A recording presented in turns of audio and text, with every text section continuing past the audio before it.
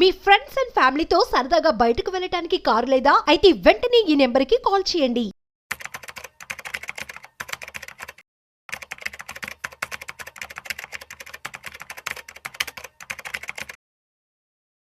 నమస్తే, నేను జీవి సత్యనారాయణ. షేర్ మార్కెట్లో సంపాదించడానికి సోర్స్ ఏంటిది అనేది ఇప్పుడు చూద్దాం. అయితే ఒకప్పుడు పెద్దగా నాలెడ్జ్ లేదు, బాగా ఇప్పుడు అవేర్నెస్ రావటం జరిగింది. కోవిడ్ తర్వాత షేర్ మార్కెట్లో భారీగా మార్పులు జరగటం జరిగింది.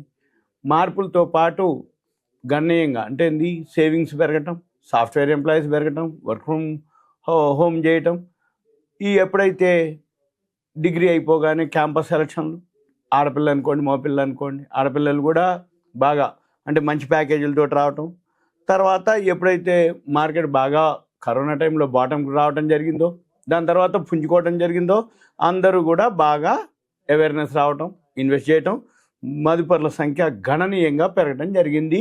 ప్రతి నెల మ్యూచువల్ ఫండ్స్ అనుకోండి, ఎస్ఐపీలు అనుకోండి, డిమ్యాట్ అకౌంట్లు అనుకోండి యాడ్ అవుతూ ఉండటం, ఎన్ఎస్డిఎల్ సిడిఎస్ఎల్ డేటాలే చెప్తున్నాయి అన్నమాట, కోట్లలోకి చేరినట్టుగా. అయితే వీటన్నిటికీ ఏదైతే మన ఆర్థిక వ్యవస్థ ఉందో అంటే ఇది జరుగుతూ ఉన్న సంవత్సరంలో, ఈ సంవత్సరం 2025లో ఇంకా పెరిగే అవకాశాలు ఉన్నట్లుగా చెప్పడం జరుగుతుంది. అయితే ఇవి అవకాశాలతో పాటు రిస్కులు ఏంటిది, జాగ్రత్తలు ఏం తీసుకోవాలి, మరి ఎలా ఉంటే మనము షేర్ మార్కెట్లో లాభాలు వస్తాయి అనే దాని మీద ఇప్పుడు సింపుల్గా ఇది మన ఈ వీడియో యొక్క విశ్లేషణ. అయితే జనరల్గా షేర్ మార్కెట్ మంచి లాభాలతోటే ఉంటుంది. షేర్ మార్కెట్ అంటే ఏంటిది, ఉదాహరణకి ఒక కంపెనీ ఉంది, ఇప్పుడు టాటా కంపెనీ అనుకోండి. ఏదైతే ఒక కంపెనీ ఉందో ఆ కంపెనీ ఒక ప్రోడక్ట్ ఇప్పుడు చేస్తుంది, ఆ ప్రోడక్ట్ ఏదైతే ఉందో నేను చేస్తున్నాను అని చెప్పటం అనమాట. మనం ఏం చేస్తున్నాం, మనకి ఆ ఇండస్ట్రీ పెట్టడం కానీ ఆ సర్వీస్ మనం చేయటం కానీ మన వల్ల కాదు. అంటే ఉదాహరణకి ఇప్పుడు ఓయో అనుకోండి, జొమాటో అనుకోండి, వాళ్ళకి ఏంటిది, ఇప్పుడు ఆ ప్రోడక్ట్ కానీ సర్వీస్ కానీ మనం చేయలేము, చేయటానికి వీలు కాదు, లేదు మనకి అంత నాలెడ్జ్ లేదు, మనకు ఆ ఇండస్ట్రీ లేదు, మనం అనుకున్నప్పుడు మనం ఏం చేస్తున్నాం, ఆ కంపెనీలో పెట్టుబడి పెట్టండి. ఇప్పుడు టాటా అనుకోండి, రిలయన్స్ అనుకోండి, జిందాల్ అనుకోండి, బిర్లా అనుకోండి, ఆదాని అనుకోండి, సుందరం అనుకోండి, ఏవైతే ఈ కంపెనీలు ఉన్నాయో వాళ్ళందరూ ఒక ఇండస్ట్రీ స్టార్ట్ చేస్తూ మేము ఈ ఇండస్ట్రీ పెడుతున్నాము అన్నప్పుడు వాళ్ళు ఏం చేస్తారు, ముందుగా ఆ కంపెనీని రన్ చేయటం, మనం ఏం చేస్తున్నాం, ఆ కంపెనీలో మనం కూడా పెట్టుబడి పెట్టి వాళ్ళు సంపాదించిన లాభాల్లో మనకు కూడా భాగం తీసుకోవటం. ఇది సింపుల్గా షేర్ మార్కెట్ అంటే. అయితే ఏ కంపెనీ మంచిది, ఏ కంపెనీ చెడ్డది అనేది మాత్రం చూసుకోవాలి. అయితే జనరల్గా షేర్ మార్కెట్కి మించి ఏది లేదు అంటే ఇన్కమ్ విషయంలో. అయితే దీంట్లో మైనస్ పాయింట్లు కూడా ఉంటాయి. ఆ మైనస్ పాయింట్లు ఏంది, ప్లస్ పాయింట్లు ఏందో మనం ఇప్పుడు చూస్తాం అనమాట. జనరల్గా ఎక్కువ శాతం ఏంటంటే సేవింగ్స్ ఏదైతే ఉన్నాయో, ఇప్పుడు ఈ సేవింగ్స్ ఏవైతే ఉన్నాయో వాటిల్లో ఎక్కువ శాతం షేర్లలోకే మళ్ళుతున్నాయి. ఎందుకోసం అంటే ఫిక్స్డ్ డిపాజిట్లో వడ్డీ తక్కువ వస్తుంది, బ్యాంకు అంటే పోస్ట్ ఆఫీసులు వడ్డీ తక్కువ వస్తుంది. మళ్ళీ దాంతోపాటు పోలిస్తే ద్రవ్యోల్బణం, ఇన్ఫ్లేషన్తో పోలిస్తే మనకి ఏదైతే వస్తువు ఉందో 100 రూపాయలది 100 రూపాయలకు దొరకదు, మళ్ళీ మనకి అంతకంటే ఎక్కువ వస్తుంది. అంటే వడ్డీ కంటే కూడా ఇన్ఫ్లేషన్ ఈక్వల్గా ఉన్నా మన రూపాయలకి ఆ వస్తువు రాదు, కాబట్టి ఇన్ఫ్లేషన్ పెరుగుతూ ఉంటుంది. కాబట్టి మనం ఎప్పుడైనా కానీ ఎక్కువ శాతం ఏం చేస్తారు, ఇప్పుడు డిపాజిట్లు పోస్ట్ ఆఫీసులు కాకుండా షేర్ మార్కెట్లో అయితే ఎక్కువ శాతం వస్తుంది. అయితే షేర్ మార్కెట్లో మ్యూచువల్ ఫండ్స్ ఉంటాయి, ఈటీఎఫ్లు ఉంటాయి, మన షేర్లు ఉంటాయి. మ్యూచువల్ ఫండ్స్ అంటే ఏంది, మనందరి దగ్గర నుంచి ఫండ్స్ కలెక్ట్ చేసి వాళ్ళు కూడా ఫండ్ మేనేజర్స్ ఉంటారు, వాళ్ళు మంచి కంపెనీలు సెలెక్ట్ చేసి వాళ్ళు కూడా షేర్ మార్కెట్లోనే పెట్టుబడి పెడతారు. అయితే వాళ్ళకి కొంచెం అంటే వాళ్ళకి నైపుణ్యం ఉంటుంది, వాళ్ళు కొంచెం ఫండ్ మేనేజర్స్ అంటారు అనమాట. వాళ్ళు ఏం చేస్తారు, మంచి కంపెనీలు చూసి ఇన్వెస్ట్ చేస్తారు. అయితే ఎక్కువ శాతం ఎక్కడ జరుగుద్ది అంటే, ఏదైతే మనము సంపాదించినటువంటి పెట్టుబడి సంపాదన ఉందో, సంపాదనలో కొంత భాగము సపోజ్ ఒక 100 రూపాయలు సంపాదించారు అనుకోండి, దాంట్లో ఒక 20-30% సేవింగ్స్ కింద పెట్టుకొని మళ్ళీ ఖర్చులు పోను మిగిలింది ఏదైతే ఉందో దాన్ని మనం షేర్ మార్కెట్లో పెట్టుబడి పెట్టడానికి ఉంచుకోవాలి. అంటే ఏదైనా జరిగినప్పుడు కొంచెం నష్టం కూడా ఉంటుంది, కాకపోతే మనం జాగ్రత్తగా ఆలోచించుకొని చేయాల్సి ఉంటుంది. అంటే అందుకని ఒక సామెత కూడా ఉంది, ఏవైతే గుడ్లన్నీ ఉన్నాయో ఒక బుట్టలో పెట్టకూడదు. ఎందుకంటే ఏదైనా జరిగింది అనుకోండి, బుట్ట కింద పడిపోతే మొత్తం గుడ్లన్నీ పగిలిపోతాయి అని అర్థం. అంటే ఏంది, మనం పెట్టేటటువంటి షేర్లు కూడా వివిధ అటువంటి సెక్టార్లు అనుకోండి, వివిధ కంపెనీల్లో మనము పెట్టాలనేది అర్థం అనమాట. అయితే జనరల్గా ఎవరైతే మన వాళ్ళంతా ఎక్కువ శాతం మధ్యతరగతి వాళ్ళు ఉంటారు, ఈ మధ్యతరగతి వాళ్ళందరికీ కూడా అంటే ఫస్ట్ ఏమవుతుంది, ఎడ్యుకేషన్ అయిపోగానే అమ్మాయో అబ్బాయో క్యాంపస్ సెలక్షన్ అయిపోతాడు, జాబ్ వస్తుంది. జాబ్ రాగానే ఫస్ట్ ఏమవుతుంది, ఇంట్లో కొంత అప్పులు తీర్చడం, లేకపోతే ఇంట్లోకి కావాల్సిన సరుకులు సామాన్లు అంటే టీవీ లాంటివి, ఫ్రిడ్జ్ లాంటివి, వాషింగ్ మిషన్ కొన్ని ఏవైతే మార్చుకునేవి ఉంటాయి అన్నీ కొంచెం చేంజ్ చేస్తారు. తర్వాత ఏమవుతుంది, మళ్ళీ సేవింగ్స్కి వస్తాయి. ఈ సేవింగ్స్ ఏదైతే ఉన్నాయో అప్పుడు ఏం చేస్తారు, షేర్ మార్కెట్కి వస్తారు. అప్పుడు వాళ్ళకి ఫస్ట్ నాలెడ్జ్ ఉండదు కాబట్టి వాళ్ళ ఫ్రెండ్సో ఎవరో ఒకళ్ళు కొలీగ్స్ ఉంటారు, వాళ్ళు ఇది చెయ్యి అది చెయ్యి అని చెప్పడం జరుగుతుంది. అప్పుడు వాళ్ళు ఆ వైపుకి వెళ్ళాలని ప్లాన్ చేస్తారు. అప్పుడు ఒక డిమాట్ అకౌంట్ ఓపెన్ చేస్తారు. అప్పుడు ఏమవుతుందంటే వీళ్ళకి కనుక అవగాహన కనుక లేదనుకోండి నష్టపోయే అవకాశాలు ఎక్కువ ఉంటాయి. అందుకని ఫస్ట్ ఏం చేయాలి, ఎవరైతే షేర్ మార్కెట్లోకి వద్దామనుకుంటారో వాళ్ళంతా కూడా అవగాహన కల్పించుకోవాలి. ఫస్ట్ ఈ అవగాహన కోసం ఏం చేయాలి, చిన్న అమౌంట్ తోటి ముందు మ్యూచువల్ ఫండ్లో స్టార్ట్ చేసి మ్యూచువల్ ఫండ్స్ గురించి నేర్చుకోవటం, వాళ్ళు ఎక్కడ పెడుతున్నారు, వాళ్ళ పోర్ట్ఫోలియో ఏంది, వాళ్ళు ఎందులో ఇన్వెస్ట్ చేసారు, వాళ్ళ యొక్క మ్యూచువల్ ఫండ్స్ రేటింగ్స్ ఉంటాయి. 5 star, 4 star, 3 star, 2 star, single star, తర్వాత AAA, AA రేటింగ్లు ఉంటాయి. అవన్నీ గమనించాలి, అవన్నీ నేర్చుకోవాలి. తర్వాత ఏమవుతుంది, వాళ్ళు ఏదైతే కొంచెం అనుభవం వచ్చినాక అప్పుడు మనము షేర్లలోకి రావాలి. తర్వాత వీటితో పాటు మనము ఒక డిమాట్ అకౌంట్ ఒకటి ఓపెన్ చేయాలి. డిమాట్ అకౌంట్ ఓపెన్ చేసిన తర్వాత ఇప్పుడు ఎవరైతే బ్రోకర్స్ ఉంటారో వాళ్ళు కూడా చెప్పడం జరుగుతుంది, ఎక్కడ కొనాలి, ఎక్కడ అమ్మాలి, ఎప్పుడు కొనాలి, ఎప్పుడు అమ్మాలి, ఇవన్నీ కూడా మనం తెలుసుకోవాలి. కంపెనీ యొక్క ప్రాఫిట్ అండ్ లాస్లు, బ్యాలెన్స్ షీట్లు, కంపెనీ యొక్క గ్రోత్ ఉందా లేదా, కంపెనీకి ఆర్డర్స్ ఉన్నాయా లేవా, కంపెనీ ఎలా వర్కౌట్ అవుతుంది, ఇవన్నీ కూడా మనము చూడాలి. వీటితో పాటు కరెంట్ అఫైర్స్ అంటే ప్రపంచంలో ఏం జరుగుతుంది, వడ్డీ రేట్లు అనుకోండి, ఎలక్షన్స్ అనుకోండి, పాలసీలు అనుకోండి, ఎక్స్పోర్ట్స్ ఇంపోర్ట్స్ అనుకోండి, రూపీ డాలర్స్ అనుకోండి, ఇవన్నీ కూడా మనం గమనించాల్సిన అవసరం ఉంటుంది. అయితే ఎప్పుడన్నా ఒక్కోసారి మార్కెట్లో జరిగేది ఏంటిదంటే బాగా పెరిగినాక కొనటం, బాగా పడ్డాక అమ్మటం అట్లాంటివి చేయకూడదు. ఎందుకంటే బాగా పెరిగినప్పుడు ఏం చేస్తారంటే ఇంకా పెరుగుతుందేమో అని ఆశకి తొందరపడి కొంటారు, తర్వాత ఒక్కసారే పడిపోతాయి అనమాట. అందుకని మనం దీంట్లో మార్కెట్లో రెండే ఉంటుంది, ఫియర్ అండ్ గ్రీడ్ అంటారు. అంటే ఉంటే ఆశ లేకపోతే భయం. ఈ ఆశ మళ్ళీ ఆశలో 3 ఉంటాయి, ఆశ, అత్యాశ, దురాశ. అయితే ఎక్కువ శాతం షేర్ మార్కెట్ అంతా కూడా అత్యాశ దురాశతోటే ఉంటారు. అంటే భయం అని ఉంటుంది, లేకపోతే ఈ అత్యాశ దురాశ ఉంటుంది. దీంతో ఏమవుతుంది, ఎక్కువ శాతం నష్టపోయేది అదే రీజన్ అనమాట. మనము అలా కాకుండా ఈ రెండు కూడా కాకుండా కొంచెం జాగ్రత్తగా ఉండి మనము ఏదన్నా అంటే ఎక్కువ శాతం ఎక్కడ జరుగుద్ది అంటే టిప్స్ మీద ఆధారపడతారు, ఎవరి మీదనో బేస్ అవుతారు.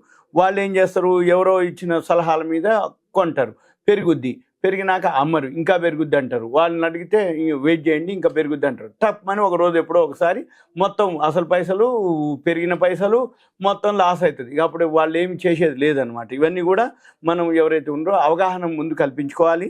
తర్వాత ఎక్కువ శాతం ఇప్పుడు సోషల్ మీడియా బాగా డెవలప్ అవటంతో ఈ సోషల్ మీడియాని ఫాలో అవ్వటం, ఈ సోషల్ మీడియాలో వచ్చే ఏవైతే ఉన్నాయో వాళ్ళు అది కొనండి, ఇది కొనండి, ఈ షేర్ కొనండి అంటారు. కానీ ఎక్స్చేంజ్ ఎప్పుడు కూడా షేర్ మార్కెట్లో ఇది కొనండి అది కొనండి అని ఎప్పుడు కూడా చెప్పదు. మీరే చూసుకోవాలి, మీరే చేసుకోవాలనే చెప్తారు. అయితే ఏదైతే ఉందో మంచి కంపెనీలని చూసుకొని మనం ఏం చేయాలి, వాటిలోనే ఇన్వెస్ట్ చేయాలి. అయితే ఎక్కువ శాతం ఈ మధ్యకాలం నష్టపోయిన వాళ్ళంతా F&Oలో ఎక్కువ నష్టపోయింది అనేది జనరల్ అనమాట. అంటే 100లో 90% F&Oలోనే ఆప్షన్స్లోనే నష్టపోవటం, అది కూడా లాస్ట్ ఎక్స్పైరీ రోజు 10,000 పెడితే 1,00,000 అయితే అని 20,000, 30,000, 10 రెట్లు, 5 రెట్లు, 3 రెట్లు అయితే ఒక్కోసారి కానీ ఎప్పుడో ఒకసారి అయితే ఎక్కువ శాతం పోయేదే ఉంటుంది అనమాట. అందుకని ఇవన్నీ కూడా మనము జాగ్రత్తగా అబ్జర్వ్ చేయాలి, దానికంటే చాలా దూరంగా ఉండాలి. కంపెనీల యొక్క అంటే ఏవైతే మనము సింపుల్గా కంపెనీ యొక్క రిజల్ట్స్ని చూడాలి, quarterly results, half yearly results, కంపెనీకి ఆర్డర్స్ ఉన్నాయా లేవా చూడాలి. తర్వాత వాటితో పాటే మనము ఆ కంపెనీ రాబోయే రోజుల్లో గ్రోత్ ఉందా లేదా, రాబోయే రోజుల్లో పెరుగుతుందా లేదా, వీటితో పాటు మళ్ళీ మనం యొక్క టెక్నికల్స్గా కూడా చూడాలి. టెక్నికల్స్తో పాటు ఎకానమీ కూడా చూడాలి.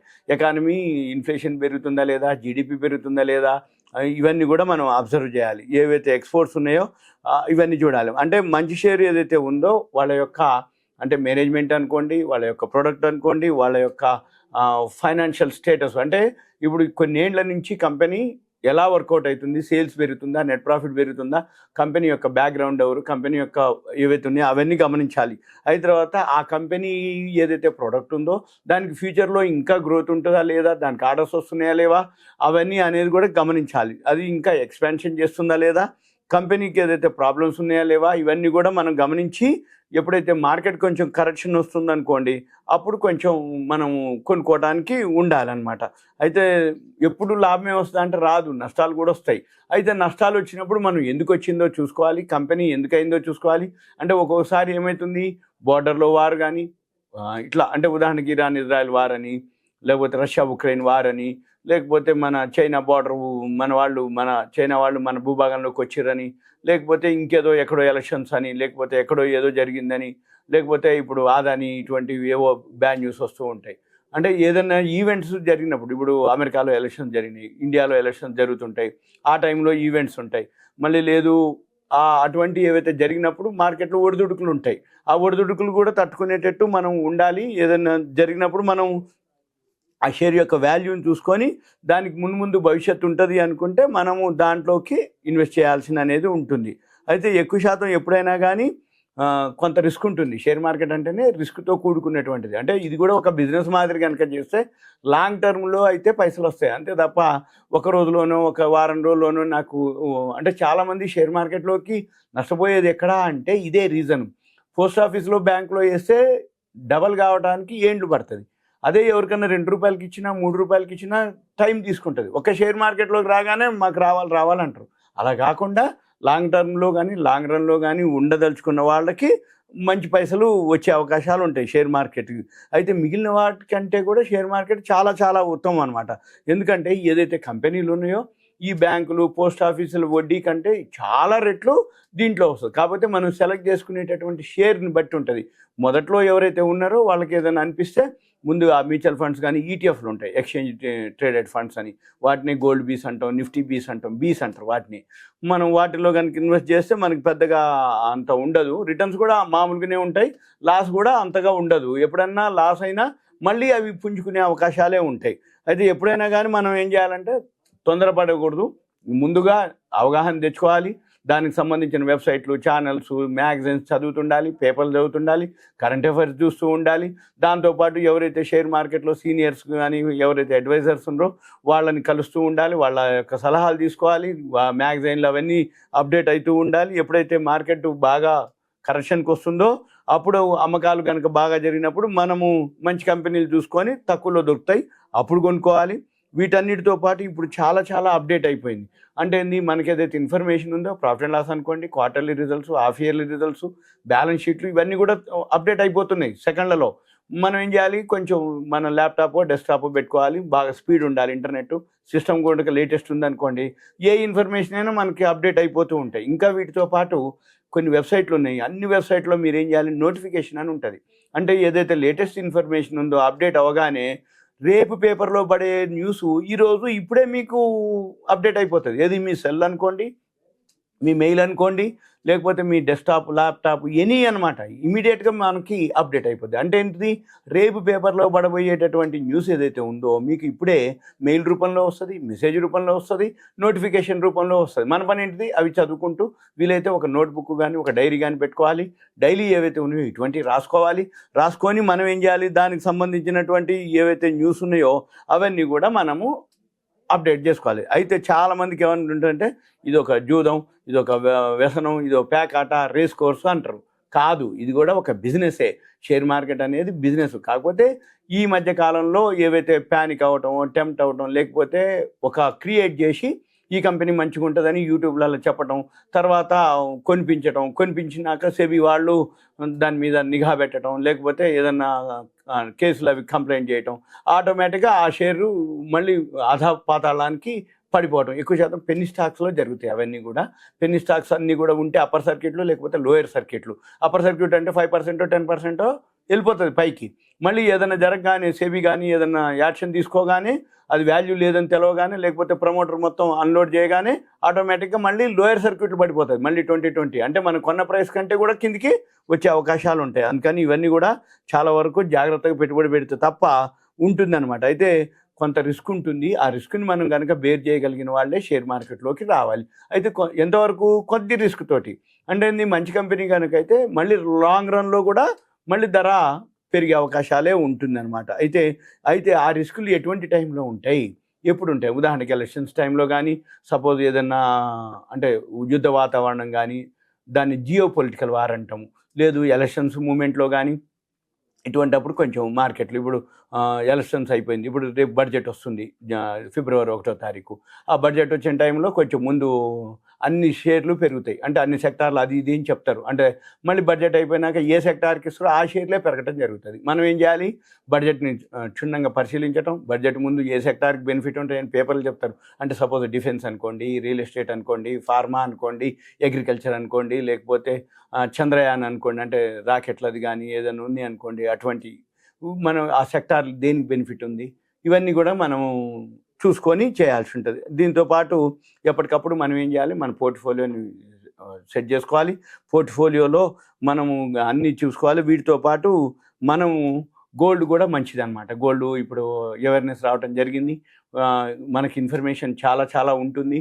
అంటే గోల్డ్ ETF కానీ, గోల్డ్ కానీ, సిల్వర్ కానీ, అంటే కమోడిటీస్లో మిగిలిన చాలా ఉంటాయి, ఓ 10 ఉంటాయి. అంటే gold, silver, aluminium, zinc, lead, nickel, copper, crude oil, natural gas, ఇవన్నీ ఉంటాయి. కాకపోతే గోల్డ్, సిల్వర్ సేఫ్ అనమాట. సేఫ్ అంటే ఏంది, రిస్క్ తక్కువ, రిటర్న్స్ మంచి రిటర్న్స్ వస్తాయి. ఇవన్నీ కూడా మనం చేయాలి. మళ్ళీ ఏం చేయాలి, మన యొక్క పోర్ట్ఫోలియోని ఇయర్లీ వన్స్ ఒకసారి చెక్ చేసుకోవాలి. అంటే ఏంది, ఆ సెక్టార్ బాగుందా లేదా, ఆ సెక్టార్ నుంచి ఇంకో సెక్టార్ షిఫ్ట్ అవ్వాలన్నా, ఇవన్నీ కూడా మనం చూసుకొని మనము ప్లాన్ చేసుకోవాలి. అయితే ఎప్పుడైనా కానీ ఎక్కువ శాతం ఎవరైతే కొత్తగా వస్తారో హడావుడిగా కొద్దిగానే పెట్టుబడి పెట్టాలి. అంతే తప్ప ఇక ఉన్న పైసలన్నీ మనము ముందే ఇన్వెస్ట్ చేయొద్దు. కాకపోతే ఎంతసేపటికి నేర్చుకునే ప్రయత్నం చేయాలి. ఎప్పటికప్పుడు మీరు కనుక నేర్చుకుంటే రాబోయే రోజుల్లో, అంటే ఏజ్ని బట్టి, ఇప్పుడు సపోజ్ దీనికి రిటైర్మెంట్ ఉండదు. మీరు ఎన్నాళ్ళైనా మనము నాలెడ్జ్ కనుక్కుంటే 60 అని లేదు, 70, 75, 80 ఏళ్ళ వరకైనా మనం షేర్ మార్కెట్ చేసుకుంటూ పోవచ్చు. అయితే మనం ఎక్కువ శాతం ఎప్పుడైనా కానీ ఏం చేయాలి అంటే, ఎక్కువ రిస్క్ తీసుకోకుండా సేవింగ్స్ ఏవైతే ఉన్నాయో సేవింగ్స్లో కొంత భాగాన్ని మనము ఇన్వెస్ట్ చేస్తూ ఉండి, మనం కనుక మంచి కంపెనీలు చేస్తూ ఉండి నాలెడ్జ్ గెయిన్ చేసుకుంటూ ఇంక్రీజ్ చేసుకుంటూ పోతూ ఉండాలి. వాల్యూ ఉన్న షేర్లు కనుక కొనుక్కుంటే లాంగ్ రన్లో అవే మీకు మంచి పైసలు ఇస్తాయి. మనం షేర్ మార్కెట్ ఏదైతే ఉందో షేర్ అనమాట. అంటే ఏంది, షేర్ మార్కెట్ ఏదైతే ఉందో దాని యొక్క, అంటే వేరే విధంగా చూసినా, ఏ విధంగా చూసినా షేర్ మార్కెట్లో మంచిగా పైసలు వస్తాయి అనేది ప్రూఫ్లు చాలా ఉన్నాయి. ఇంకా మీకు ఏదైనా అనిపిస్తే మీ పేరు, ఊరు, వాట్సాప్ మెసేజ్ పెట్టాలి, కంటెంట్ మెసేజ్ పెట్టాలి. అప్పుడు మేము దయచేసి కాల్ చేయవద్దు. ఇదంతా ఒక awareness, education, information, knowledge purpose మాత్రమే. Thank you. సెలవు.